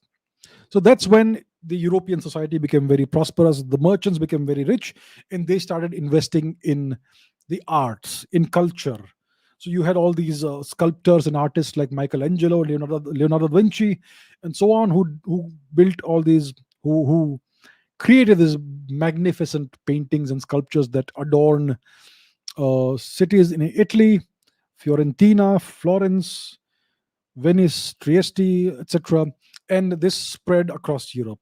So that's a Renaissance. So Europe was in the throes of the Dark Ages when it was tightly controlled by the church, by the Catholic Church, Vatican, and people were illiterate and everything was in poverty, etc.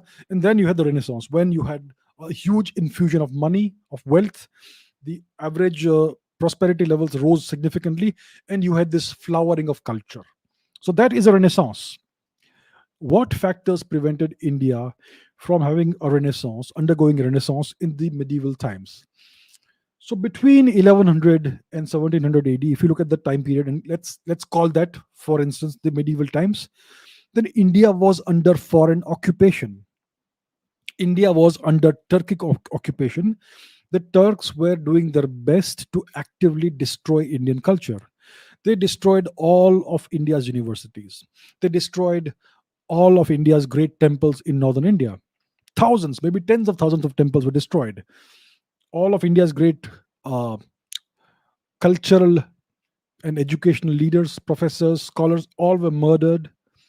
Indians were oppressed horribly. There were these mass conversion campaigns which succeeded in Afghanistan, in Gandhar. Gandhar has now become a separate country, Afghanistan, a different culture, right?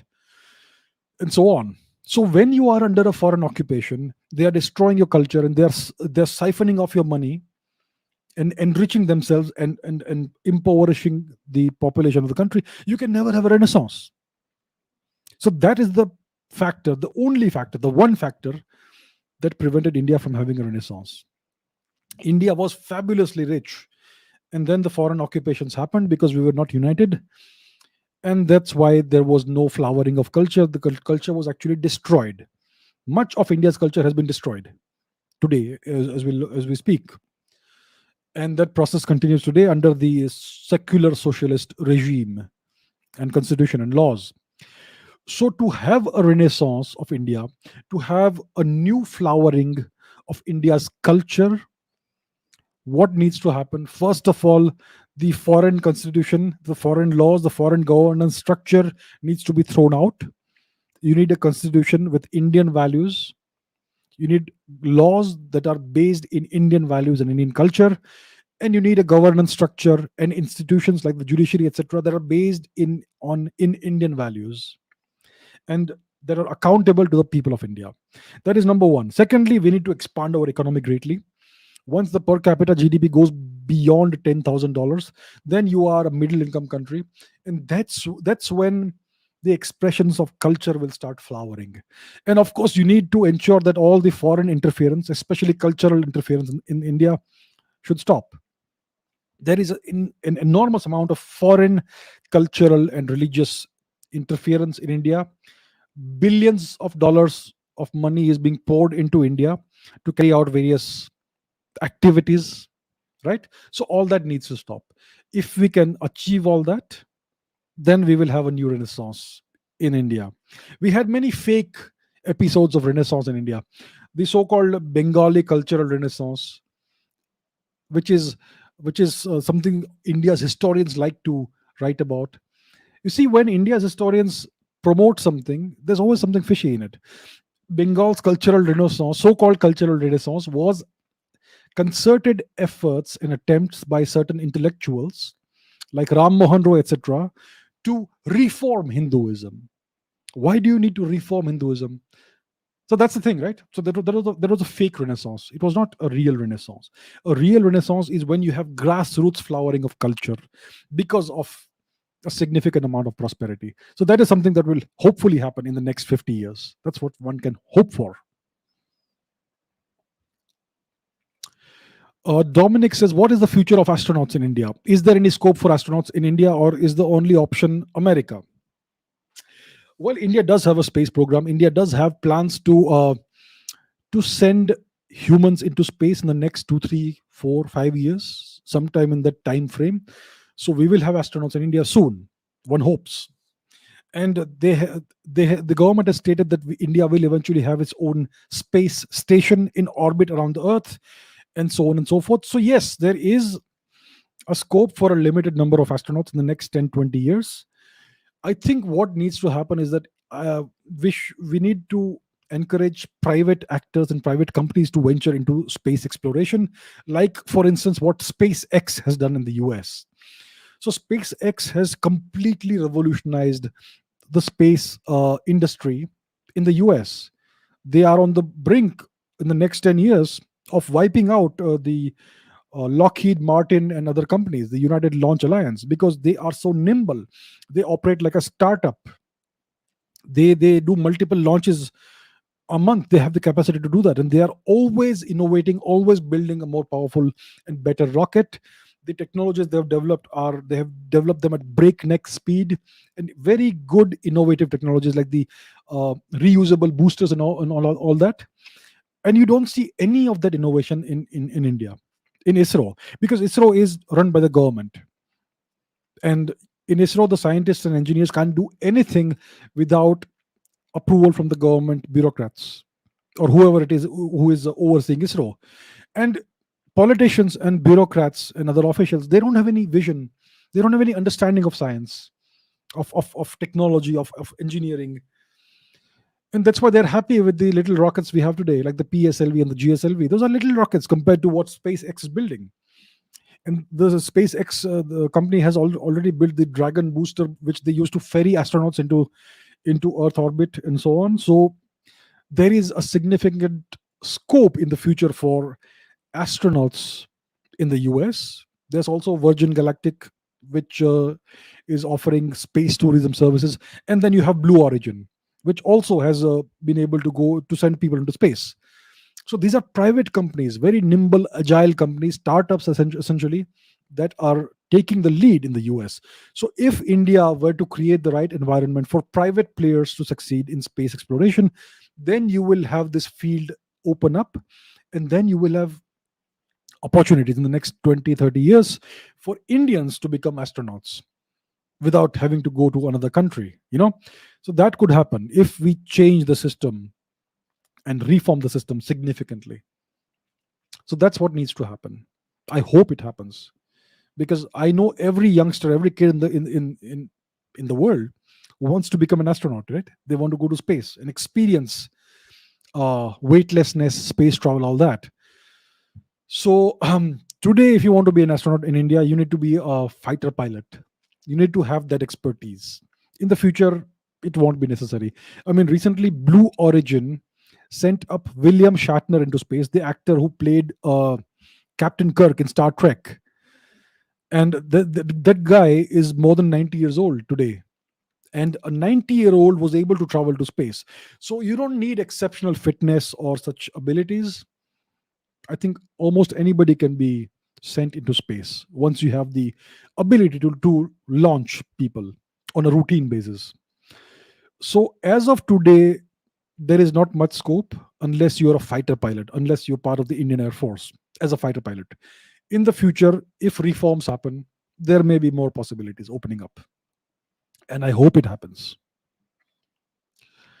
Okay, Gayatri asks, why is the Indian government not focusing on solar power? We have abundant potential there. Is the initial investment too expensive? So actually, I would disagree with this assessment that the government is not focusing on solar power. You may not be aware of it. India is focusing significantly on solar power. There was this target of creating 100 gigawatts of solar electricity by which year was it? That target was met several years before it was due. So India is investing significantly in solar energy, in solar power. India is the founder of the Global Solar Alliance, which the latest entrant is the United States. So India is the leader globally in this solar energy uh, initiative. And in the future, India is going to expand its solar energy, solar electricity capabilities manifold in the next 5 to 10 years. So I think India is one of the leaders in the world when it comes to solar power. And yes, I agree that we can take it much much further ahead than what it is being done today. The major impediment when it comes to India is that we are importing 90% of the solar panels from other countries. We need to start building these panels in India. Then the prices will drop even further, and then we will be able to reach our true full potential in generating electricity from solar power. So that's what needs to happen. But India is doing well thus far. Okay, this is going to be the final question for today. Yashwant says, why did persons like Dayananda Saraswati and Swami Vivekananda criticize our dharma? In our holy books, the sun is depicted as a god who can talk, etc. In spite of advancements in astronomy, why then this misconception? Okay, I'm going to answer the first question uh, about Dayananda Saraswati and Swami Vivekananda criticizing dharma. So let's talk about Mr. Saraswati first. He was born, I think, in Gujarat, and then he spent his career elsewhere. So, people tell me, I mean, I had said that he was. So here's what we know about Dayananda Saraswati. He founded the Arya Samaj, I think, which is which champions a monotheistic form of Hinduism. So it is a reform movement. It seeks to reform Hinduism. And when you say you want to reform Hinduism, it is implicit that you believe that Hinduism is a backward and broken religion or culture, which is why it needs reforms, right? So Dayananda Saraswati was in favor of a monotheistic form of Hinduism because he felt it was superior to the polytheistic form of Hinduism, which has been around for thousands of years. And he was against idol worship, murti puja, and so on and so forth. So here's the thing. I have not studied Mr. Saraswati in any great detail. I have not studied his book. What is called some Prakash thing, Satyartha Prakash. People tell me read this chapter of Satyartha Prakash and read that chapter because it clarifies his vision. I am not interested. When I come across a person like a historical figure like Dayananda Saraswati, I look at the big picture first. I see what was his philosophy, and the philosophy is extremely clear. He was a Hinduism reformer. He was against Murti Puja. He was in favor of monotheism. When I see this big picture, it tells me I don't need to read any further about his philosophy, about his writing, because it is an inferior thing. He is not worth investing my time in. So what I can say is that Dayanand Saraswati was somebody with an inferiority complex. He found monotheism, the Abrahamic monotheism, superior to Hinduism. That's why he tried to transform Hinduism into something like the Abrahamic religions. He even created a book. So one God, one book, and maybe he would be the prophet, perhaps, that sort of thing. So I have no interest in Dayanand Saraswati. He was a mentally colonized person with an inferiority complex. I know some people are going to hate me for saying this. Well, nothing new. so so that's the reason why he criticized dharma, because he was a person with a deep inferiority complex. Now when it comes to Swami Vivekananda, Vivekananda, I have again not studied his life in great detail. I have not studied his writings in great detail. Here is the thing, guys. It's like this. When India's historians portray somebody as being great, it sets off warning bells in my head. There is this so-called historian these days, some woman, this individual Audrey something, who is portraying Aurangzeb as a great king of India, right? And Indian textbook also in the past, they depicted Aurangzeb as a great pious man, as a pious leader. and so on. So when they portray somebody as good, when they portray Tipu Sultan, the butcher of Mysore, as being a great freedom fighter, it sets off alarm bells in your head, in my head at least. And same for Ram Mohan Roy. They portrayed him as a great reformer. Well, we now know the truth about this guy, Ram Mohan Roy. Now, again, I have seen since I was a little kid that Swami Vivekananda has been extolled by India's historians. Now, I am not saying he was bad or anything. I'm not saying that because I have not studied him. I have simply never found him interesting enough to study his writings. What we know is that he was initially influenced by the Brahmo Samaj, which is Ram Mohan Roy's creation. Then he went into some other aspects of spirituality.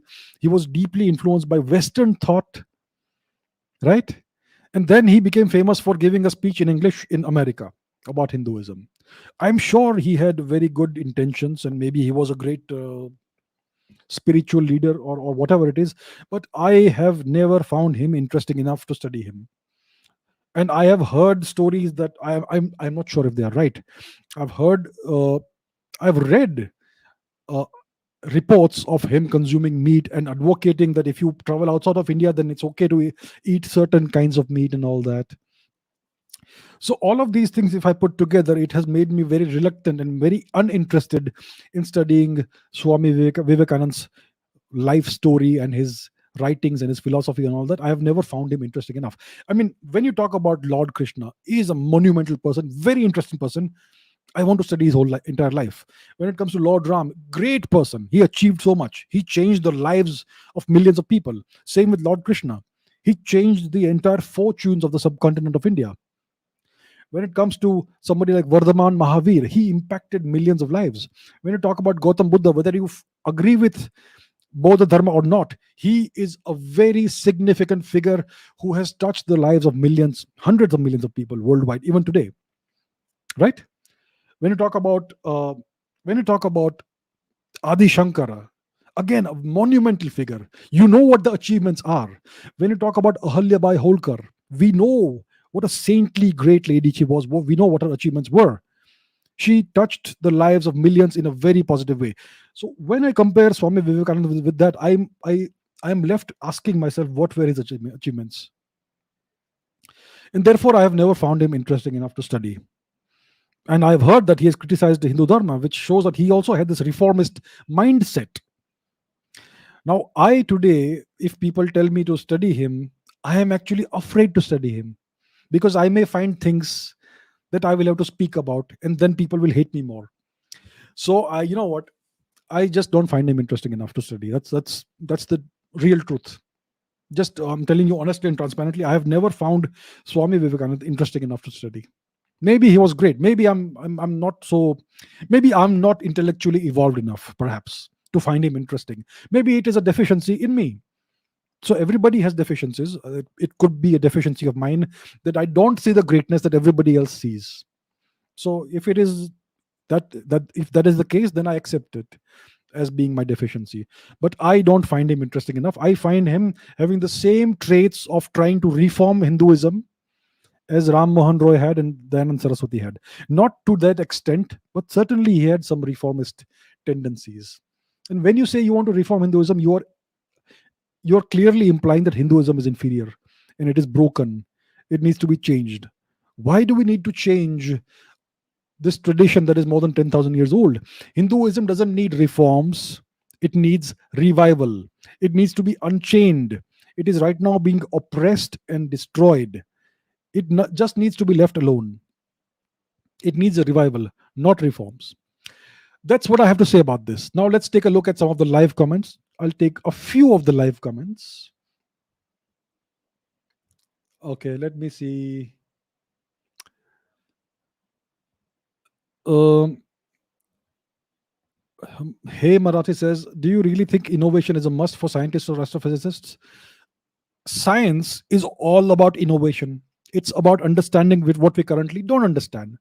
Without innovation, there is no science, no astrophysics, no cosmology, no theoretical physics. There is no advancement in science without innovation. If you don't innovate, you're just going to teach the same old tired stories. So yes, we need that. We need without innovation, there will be no science. I can already see some comments about Vivekananda ji. To be expected. Okay, soft power. I have no interest in soft power. India needs to increase its hard power. Good question. Good question. See, to soft power doesn't really make any real impact in the world unless it is backed up by hard power, economic and military power. That's what India needs.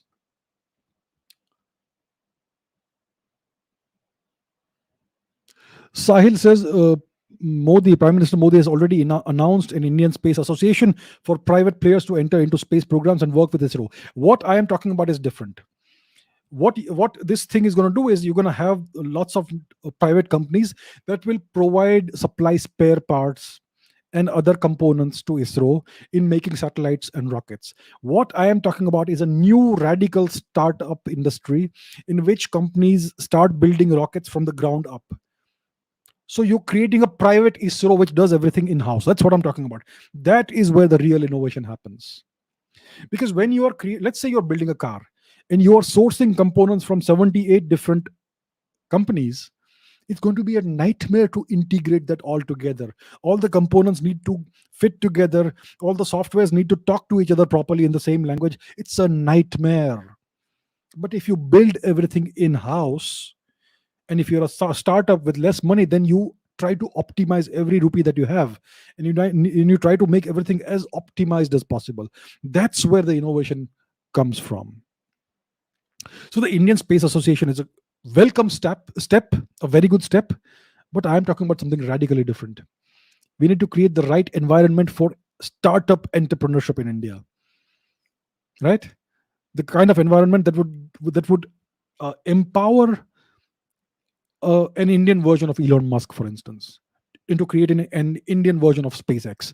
Hopefully, ideally, 3, 4 different companies like that compete and collaborate, and that is going to be beneficial for the country as a whole.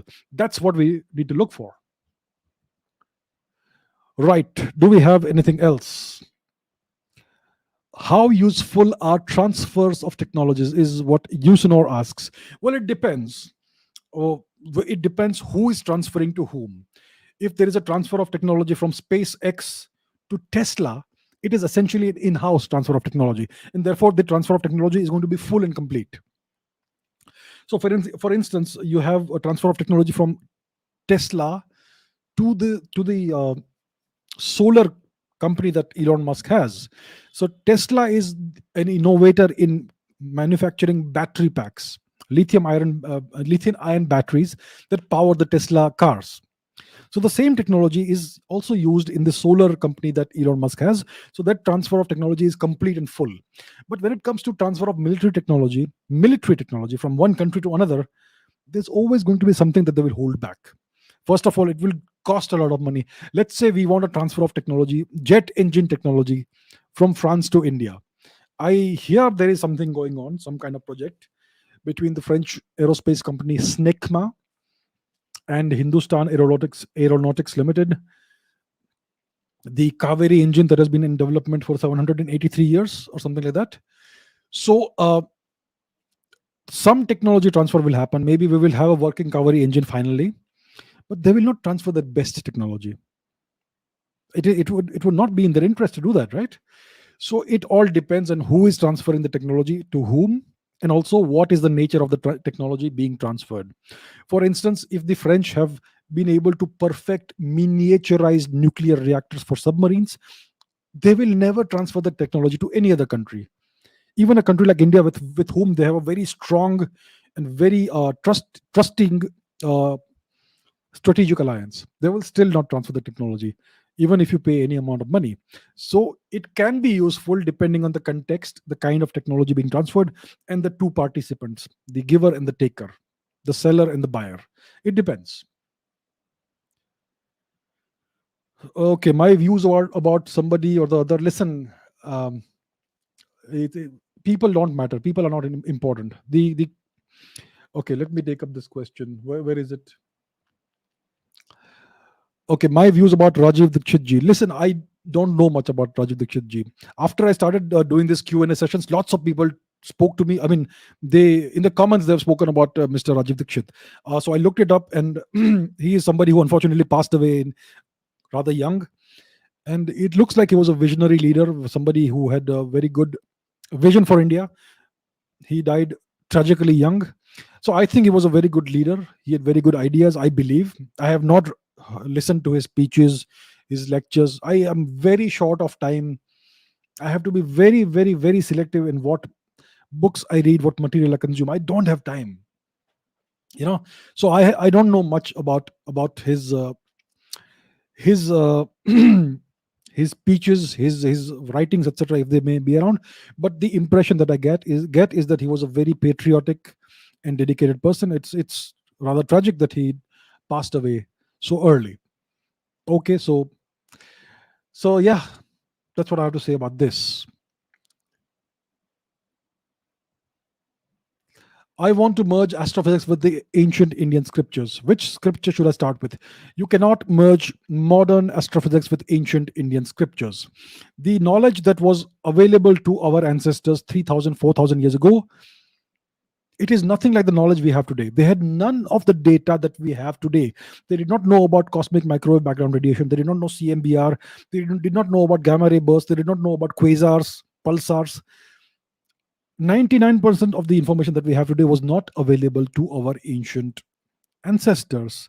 So in the scriptures, they do talk about concepts like gravitation. There are astronomical observations. There is a great deal of mathematics. That is the foundation of all science today. So we had this great philosophical and scientific tradition, but you cannot learn astrophysics or merge astrophysics with that.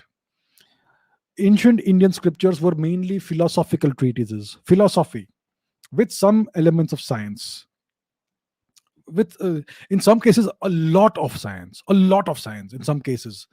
But but you can't mix philosophy and science in the modern context, in the 21st century context. So you can't try to talk about, let's say, consciousness and astrophysics, because consciousness is not a scientific concept.